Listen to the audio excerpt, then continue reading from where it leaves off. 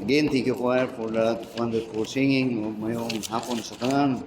Today is the 52nd Sunday of the year.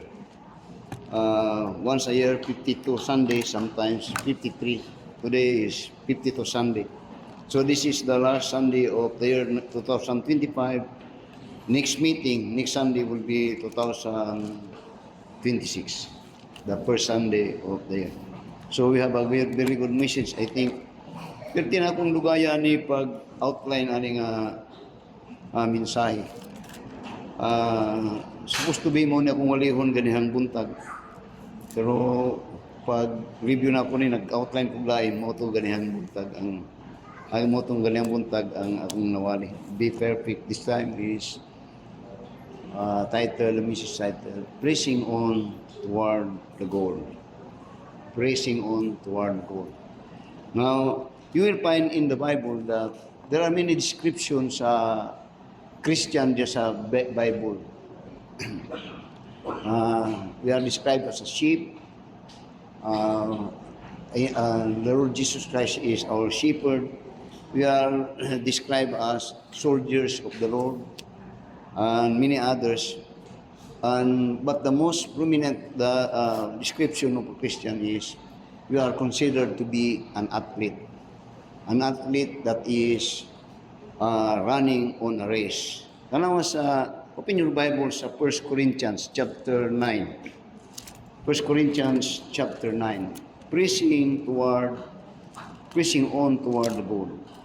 In 1 Corinthians chapter 9 and in verse 24 to verse 27, you will find here the description that Apostle Paul gave to the believers, God's people. 1 Corinthians chapter 9 in verse 24 it says, Know ye not that they which run in a race run all, but one receiveth the prize. So run that ye may obtain. Dinya, and every man that striveth for a mastery is temperate in all things. Now they do it to obtain a corruptible crown, but we an incorruptible.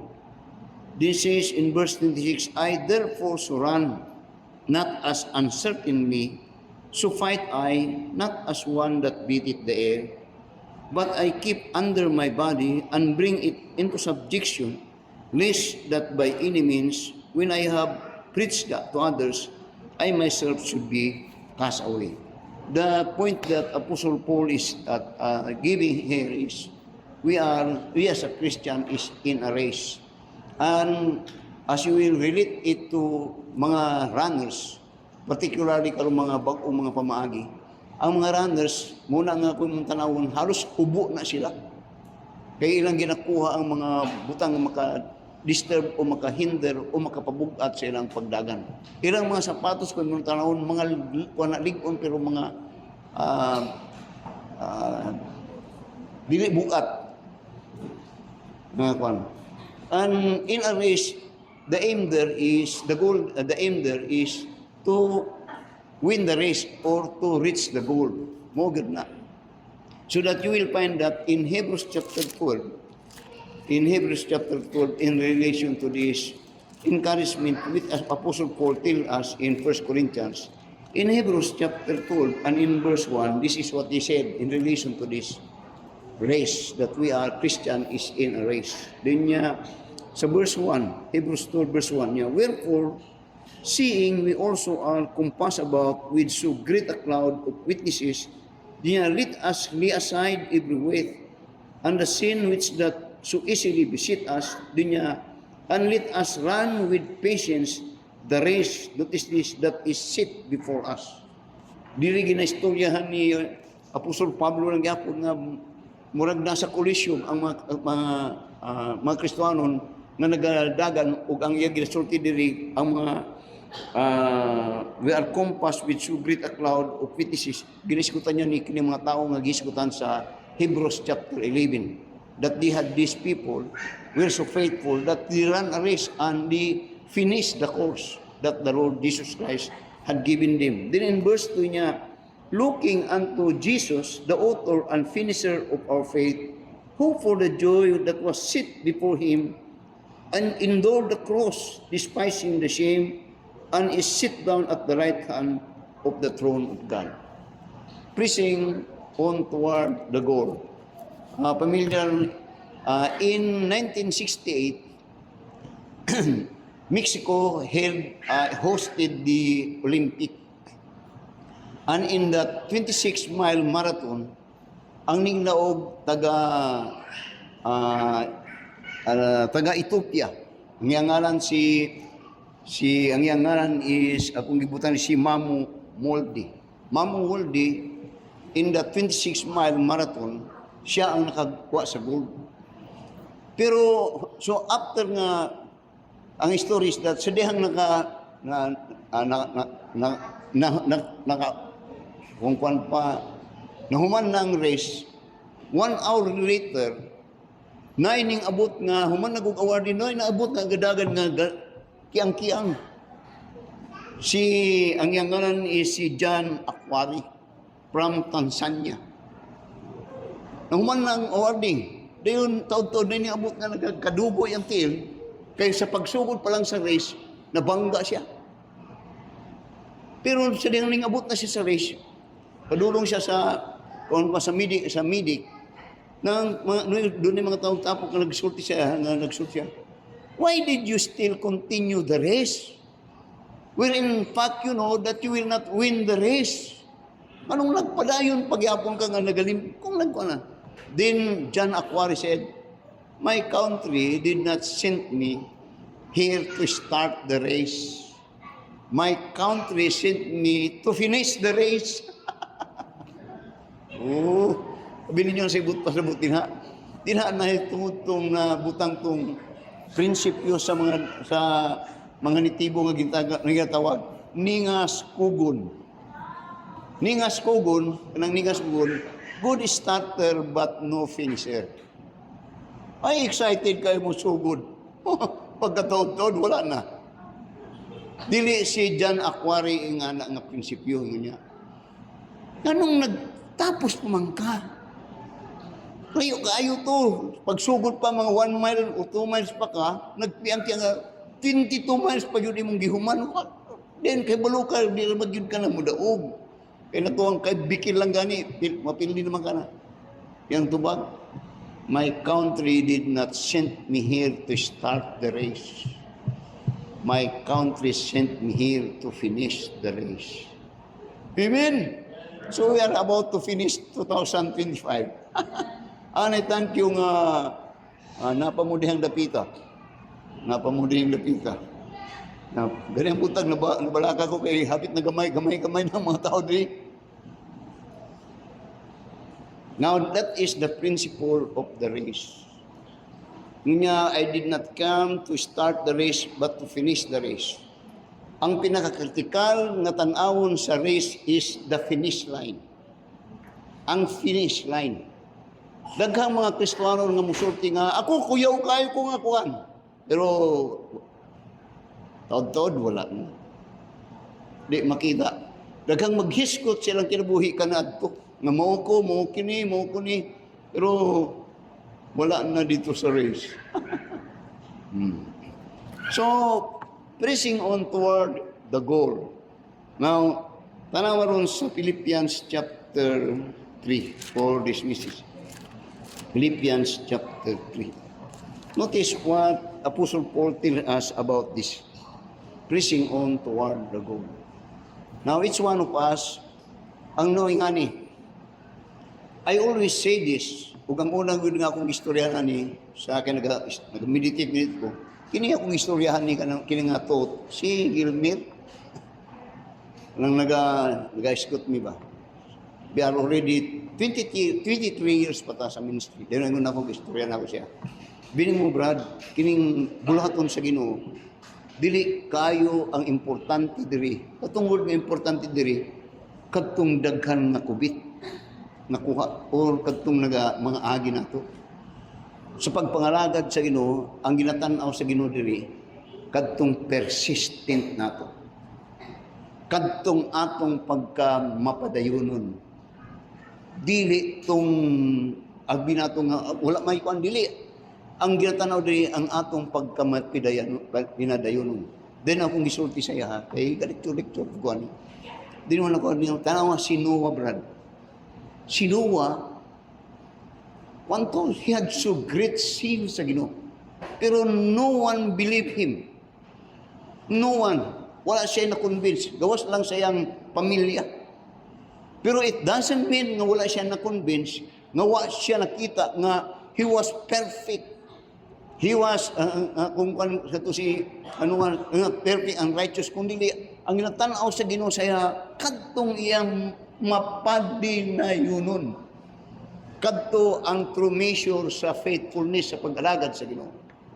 The true measure of our faithfulness in serving the Lord is the persistence and the continuity of our service to God. Ingon ni John Aquare, God, my country did not send me here to start a race.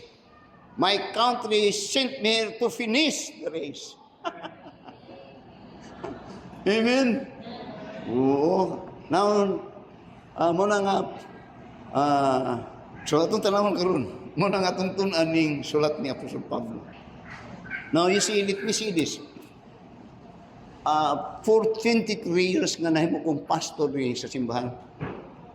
Don't you ever tell me nga doon ay mga panahon nga sultihan ta mo nga dili na ko gusto nga mo trabaho.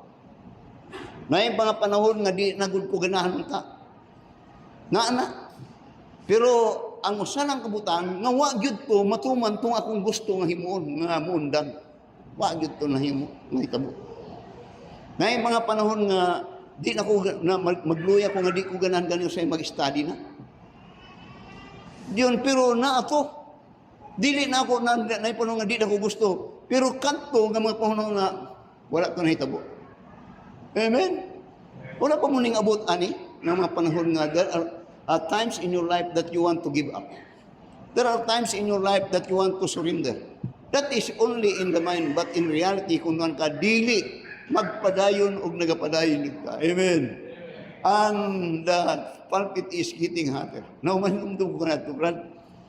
Kung nakakita pa mo sa early part sa akong pagkapastor, katong dito pa, ang uban kwanto, labi na si pastor, si Brother Willie. Brother Willie, kung musulti sa mga pastor, relax lang kay, grabe ko ka na ito magwali. Magdagan-dagan ko ka na ito. Magkwan. Pero, karoon panahon, ako nakita ang mas gwapo ng inganing pagwali. Kay, bandit. So, atong tunan, how we could press on toward the goal. Now, take note that the goal that you are atong natanaw, ang Ginoo ang nag-sit ani. Nga kung kuan pa ang Ginoo ang nagpatigayon ani nga race.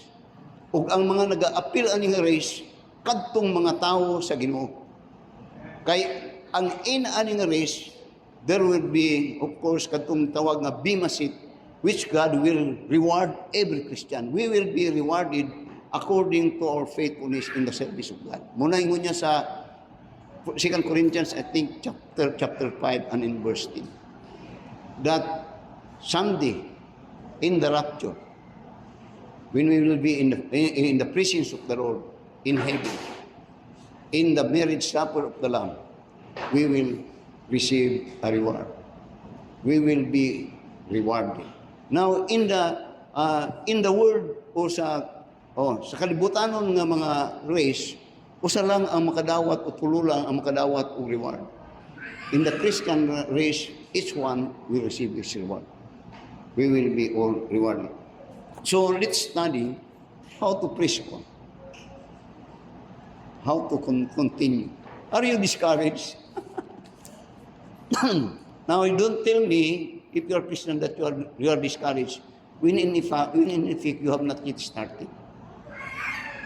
Now, tanaw sa verse 12 karon. Now, if we are to press on toward the goal, first of all, consider this points or lesson that Apostle Paul had given us. Yun niya sa verse 12 niya, not as though I had already attained, either were already perfect, but I follow after, if that I may apprehend that for which also I am apprehended of Christ Jesus. Brethren, I count not myself to have apprehended, but this one thing I do, forgetting those things which are behind, and reaching forth unto those things which are before. I press toward the mark for the prize of the high calling of God in Christ Jesus. Now notice sa verse 12. Tanawa unsay gitudlo ni Apostle Pablo here. In verse 12, you will find here that in this race, the goal that Apostle Paul is want to achieve is the goal that God had set for him. Nga yang pasabot nga muni ang goal sa Ginoo, muni akong tan-awon nga sentro of encouragement para ani nga pagdagan nga mudaog ko. So in here you will find that in verse 12, as he is pursuing for the goal that God had set him, you will find here sa verse 12, his honest statement about the condition of himself as he's running the race. Kanang tinuod siya ba? Makita nimo. Unsa iyang gisulti? Not as though I had already attained, either were already perfect. Now, kung yung tanaw ni, Apostle Paul was in prison when he write this particular epistle. And he was a veteran Christian, and he was so faithful. Had done many great things for the Lord. Pero sa iyang mindset, kadto dili pa to, kulang pa to ang iyang nahimo para sa Ginoo. Nga imong tanawon diri, Apostle Paul is disclosing his divine dissatisfaction of what he had performed and what he had done for God. Nga ang but pasabot, dili siya kontento sa unsa iyang nahimo, pero dako na iyang nahimo. Pero verse 12, not as though I had already attained. Now ingani, usahay kung tanawon, daghan tong mga Kristiyano nga abi nimo usay magkasulti ka nga okay na ni moabot tag level nga nakakuha na ingani nako nga ambot pasabot mahimong rason nimo tong gamay nga accomplishment or murag tan-aw nung dako nga accomplishment siya mo nga mosulti ka nga I have already performed and I have done myself for God. Si Apostle Paul wala, dili to niya ginasulti, yung niya wala to, minus to. So that in effect, he's giving rating sa iyang performance sa Ginoo. Nga kung yung tanawon diri, 75 lang, igo lang ko ning pasa. Gani, hapit pa ko mabagsak. Kana ba yung nasulti? Which is a motivation na gusto pag yun siya mo reach out for something for God.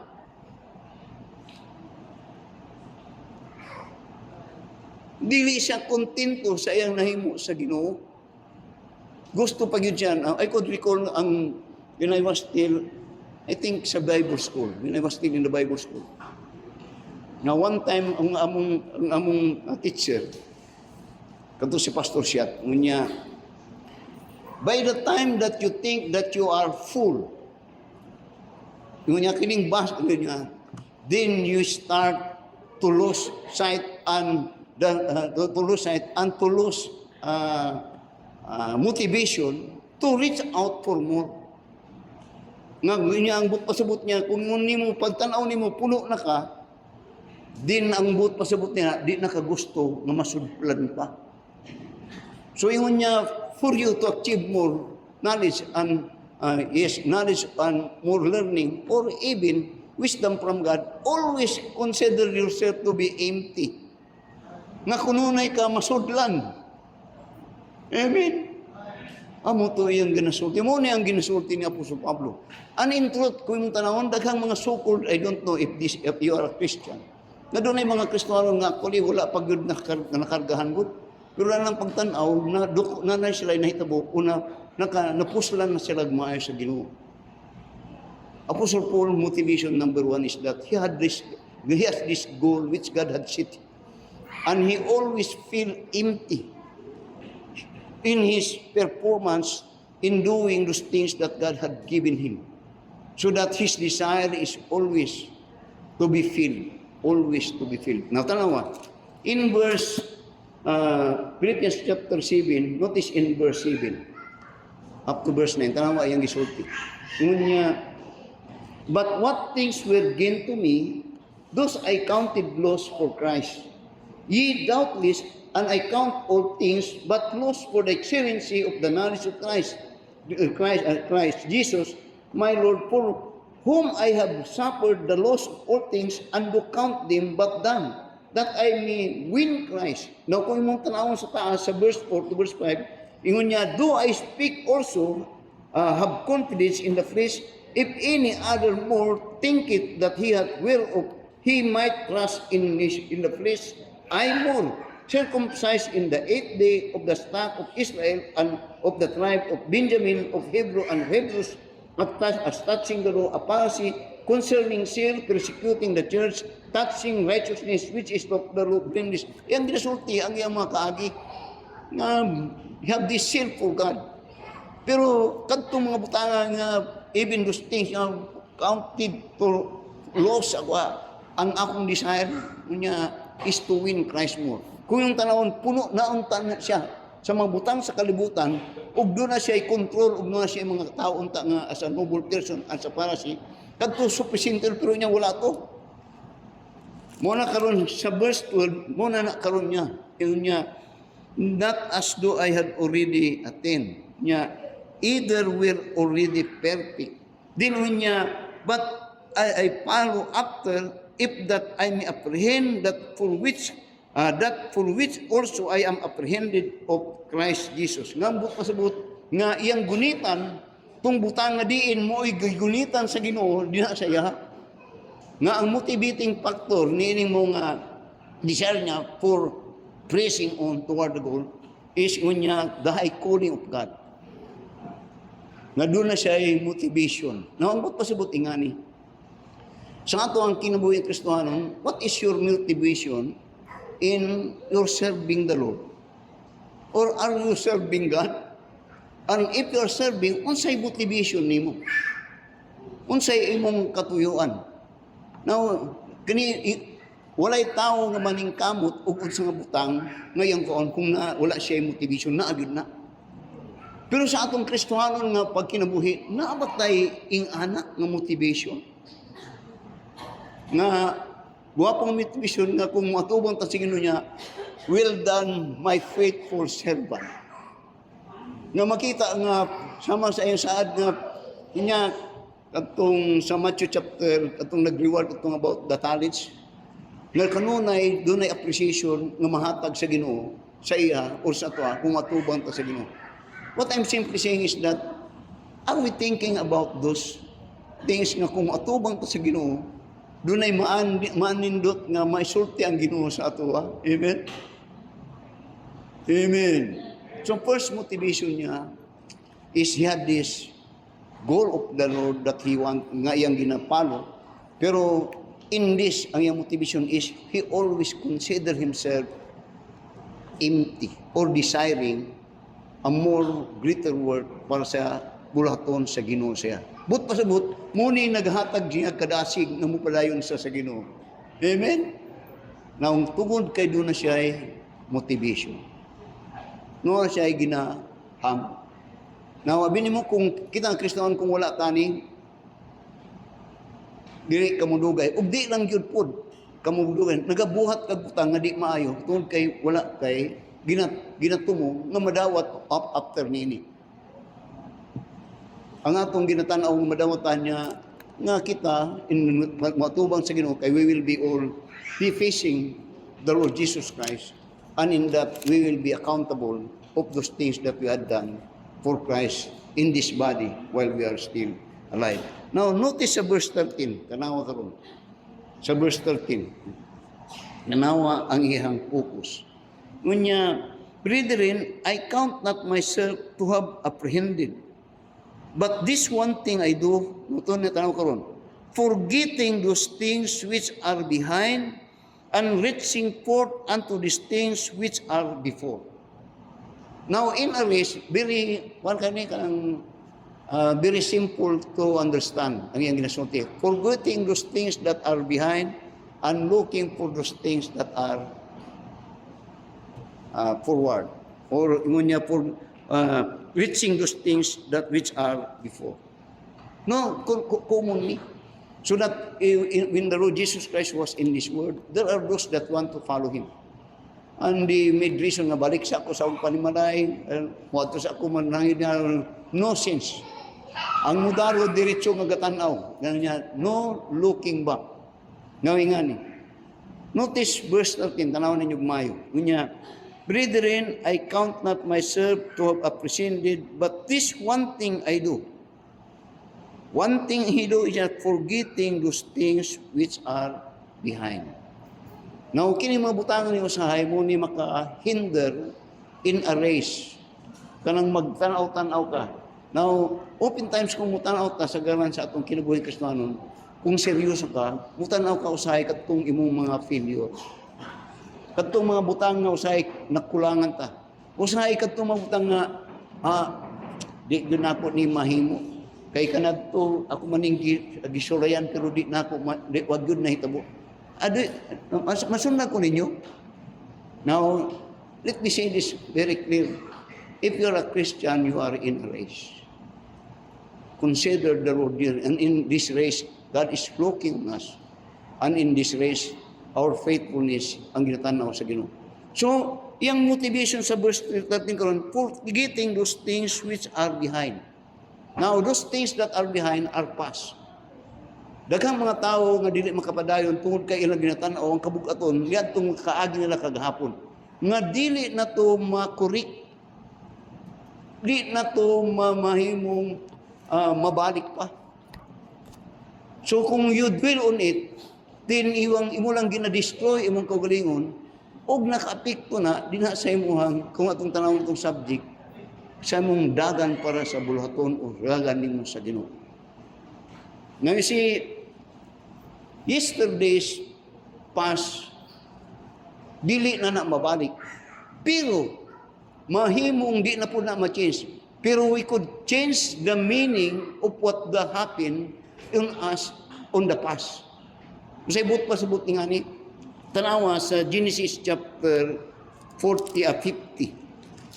In Genesis chapter 50, and in verse 18 to verse 20, you will find here that sa dihang namatay na si Jacob, karon si Joseph na, ug ang iyang mga igsoon ang nabilin.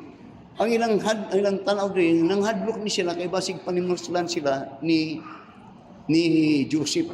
Pero sa verse 18 mo na yung sulti, Genesis 50 verse 18 niya, and his brethren also went and fell down before his face, and said, Behold, we be thy servants.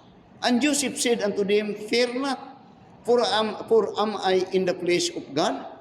But as for you, ye thought it evil against me, but God meant it unto good, to bring to pass as it is this day, to save much people alive. Ang pasabot, di ko mo tanawon ang background or ang past life ni Joseph. He was hated by his brethren.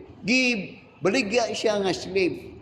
Maltrato siya sa magigsoon. Pero later on, kadto dili to nakahinder siya. Later on, iyang nasabtan to nga kadto pamaagi sa Ginoo nga moabot siya dito sa trono sa Egypt. Dili niya mabangko tong nangagi. Pero sa diyang tanawon na ang nagagi, sa diyang nana siya sa posisyon, niya pamaagi da ito sa Ginoo nga karon na ako sa trono. Amen. Now, the point is, Joseph could not change the past. But after that he was on the throne, he looked back on the past, then he could say, Salamat sa Ginoo nga nag-agi ko og mga sakitan. Naagi ko nga dili gimaldisyon ko. I was hated. I was despised. Pero later on niya, salamat sa Ginoo kay kadto pamaagi day sa Ginoo nga na ako karon sa trono. Amen. Forgetting those things. Now kung imong tanawon si Joseph, kung nagpabilin to nga ng mga butang nga nakapa-hinder para sa iyang pagpadayon sa pag-alagad sa Ginoo, di siya moabot dito sa trono. You understand that?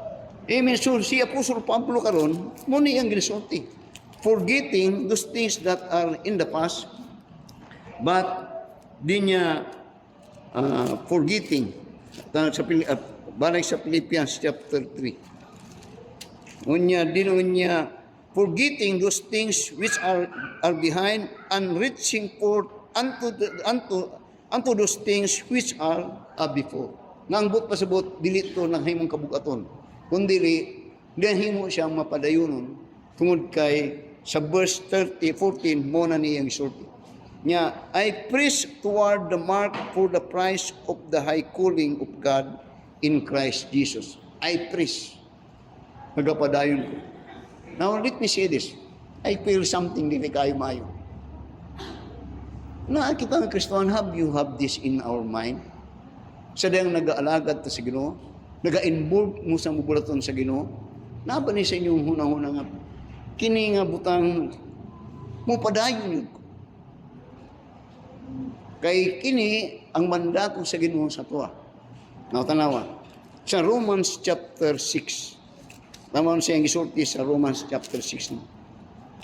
Romans chapter 6 verse atong sugdan sa verse 16 hangtod sa verse 21. Tanawa. Ingon niya sa Romans chapter 6 verse 16 niya, know ye not that to whom ye yourself servants to obey, his servants ye are to whom ye obey, whether of sin unto death or obedience unto righteousness. Then in verse 17 niya, but God be thanked that ye were the servants of sin, but ye have obeyed from the heart that form of doctrine which was delivered you. Dili ginasay-say ni Apostol Pablo iyang kaagi. Kanadto, when he was in the state of unbelief, he was servant, but servant of sin. Dayon karon na save siya, servant na siya sa righteousness. Supposed to be. Na kung mong tanawon ngani. When we were still unbelievers, grabe ang sin nato sa mga bulaton nga kalibutan o sa mga bulaton niadtong relihiyon nga atong gituhan nga dili day mao o kinabuhi nga di mo. Grabe ang sin nato kanato. Kanato sa dili pa ko luwas. Nahimo kong purok leader sa amuha, sa Davao. Dayon nagpatukod mi kapilya. Ang lote, kahinom ko, ang yuta nga gitabong giabunod ko, ako. Ay, dili na nagawan. Mga kahoy, kadaghang kahoy, ako.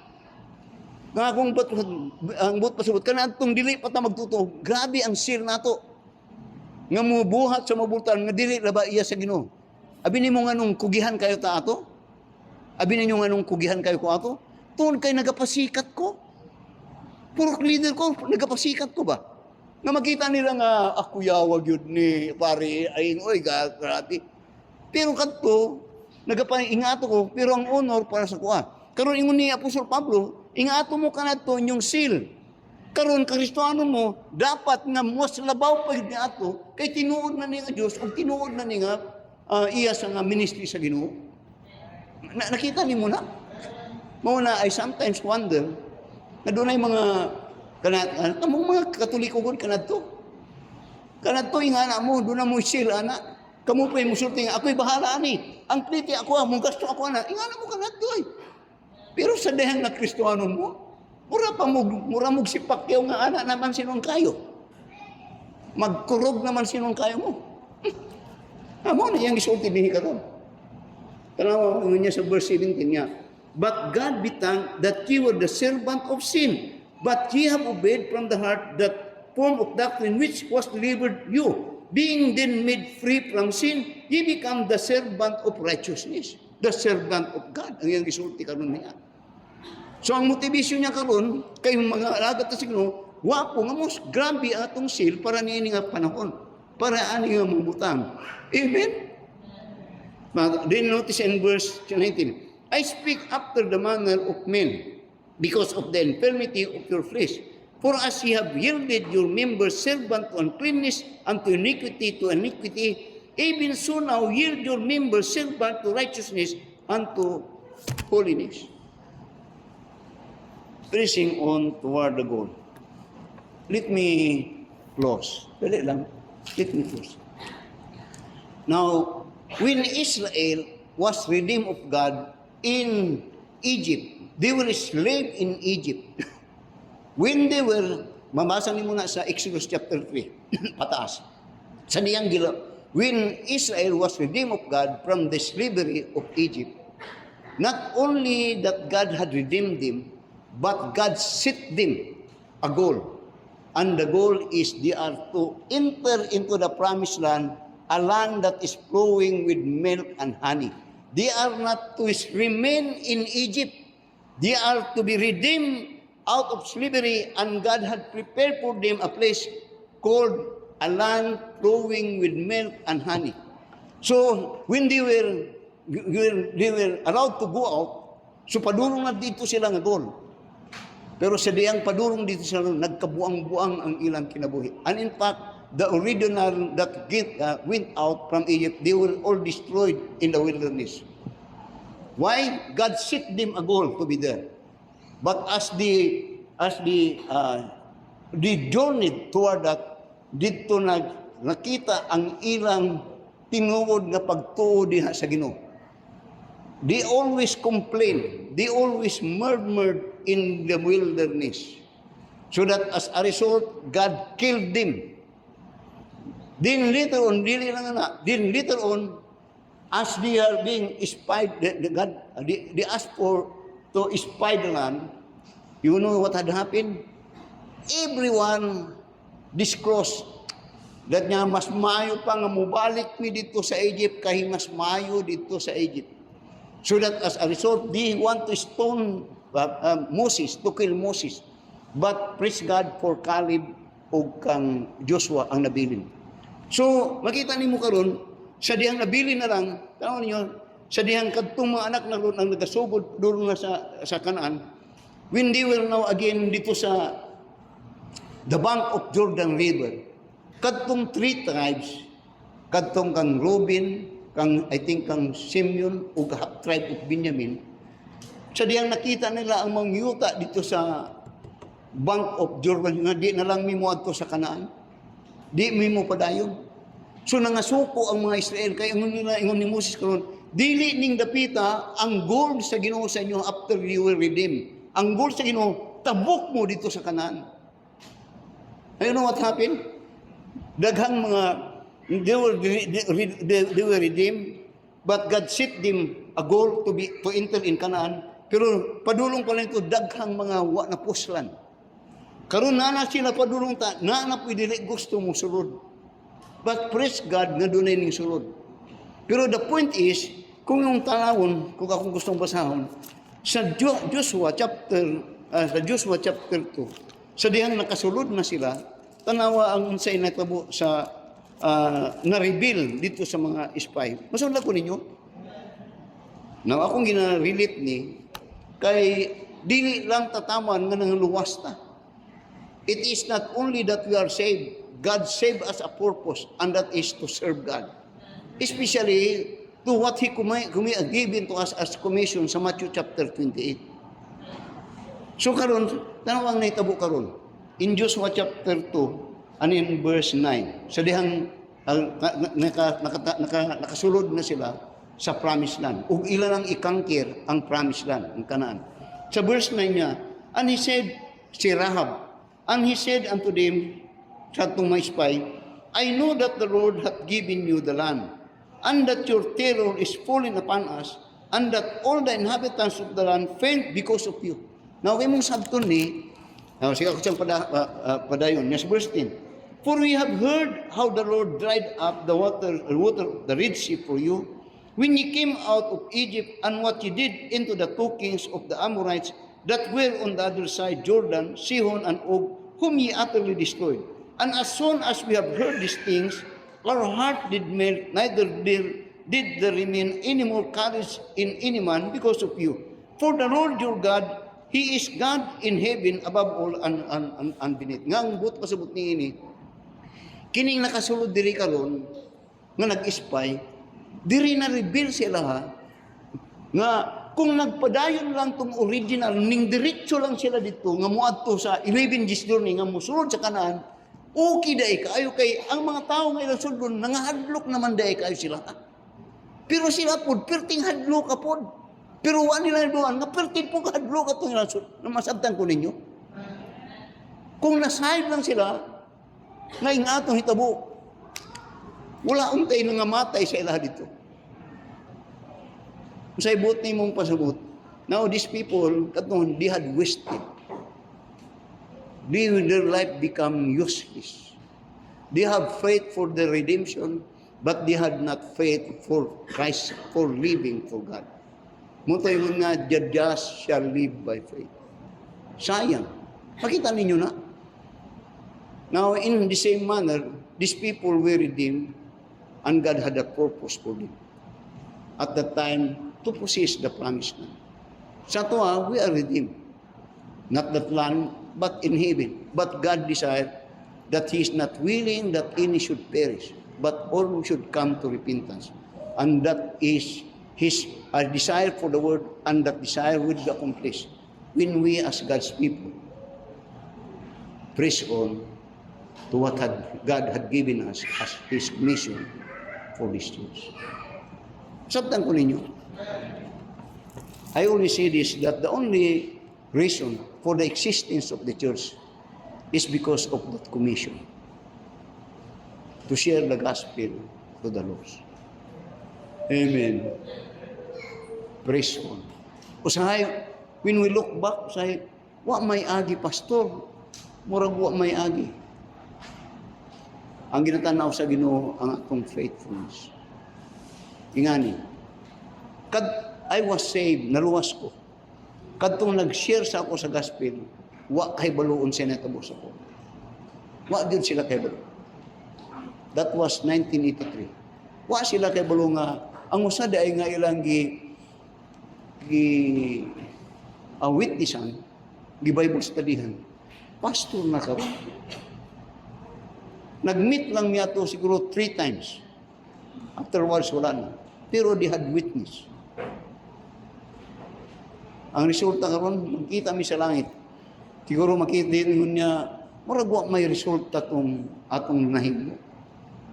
Murag may resulta atong mga Sunday school lessons, or what may resulta to atong mga extension work, or what may resulta to atong mga trust distribution, or what resulta atong mga witness daily.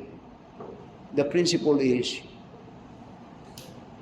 Paul planted, Apollos watered, God gave the increase. Praise God. Ito sa stand up. How dear Heavenly Father, Lord, salamat sa pahinumdum din sa mong pulo. Tabangi kami, Ginoo, nga mapanadayonon. Nga di in you, Diyos, just like the race in the Olympic game sa Mexico, that John Aquari, though he was limping, though he was hurting, though people asked him, why should you have continued to finish the race? Then he said, my country sent me here to start, not to start a race, but to finish the race. Hopefully, Ginoo, ingani unta mi. Nga, human nini nga tuig, 2025, next year, 2026, mag-abot gyapon mi hantod nga mahimo kaming kuhaon nining mga lapit. Kung ang mong motivation, we will all be rewarded, and we will all be in heaven as God's people. But while we stay in this world, help us, Lord, to press on. Continue. To continue in the race. Nga ang motivation na mo, nga ikaw mo ang mahimaya, nga ikaw ang may sangyaw, o nga imong makita ang among pagkamatimanon din sa imong sugod kanamo. Lord, bless us, you've been blessing us again. Salamat for blessing us this year, Lord. Salamat sa mga naglibot. Salamat sa mga tao nga mong nadala din sa cemetery. Salamat, Lord, for the privilege that we have served the King of Kings and the Lord of Lords and the Lord Jesus Christ. It was a great privilege to work for the Lord. It was a great privilege, Ginoo. Tabangan kami yung magpanalionon o kiniyamong gyampo sa ngalan ni Jesus. Amen. I don't know how far have we gone, or I don't know unsa nga mo ang inyong mga pagbati karon sa pag-alagad sa Ginoo. But the good motivation, Apostle Paul says, forgetting those things that are behind, but looking forward what is before. Continue. Simply trusting every day, trusting trusting through a stormy way. Even when my faith is small, trusting Jesus, that is all. Trusting us, the moments fly. Trusting us, the days go by. Trusting Him, whatever before. Trusting Jesus, that is all. Brightly the Spirit shine into this poor heart of mine. What He is, I cannot fall. Trusting Jesus, that is all. Trusting us, the moments fly. Trusting us, the days go by. Trusting Him, whatever before. Trusting Jesus, that is all. Singing, my way is clear. Praying, the path be clear. If in danger for Him call, trusting Jesus, that is all. Trusting us, the moments fly. Trusting us, the days go by. Trusting Him, whatever before. Trusting Jesus, that is all. Trusting Him, what shall last. Trusting Him, till earth be past. Till we reach the Jasper wall. Trusting Jesus, that is all. Trusting us, the moments fly. Trusting us, the days go by. Trusting Him,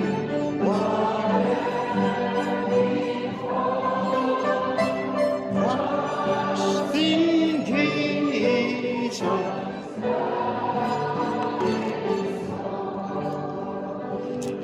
Pininyo, doon ako doon ay nga butang nga gusto na ko nga i-share sa inyo.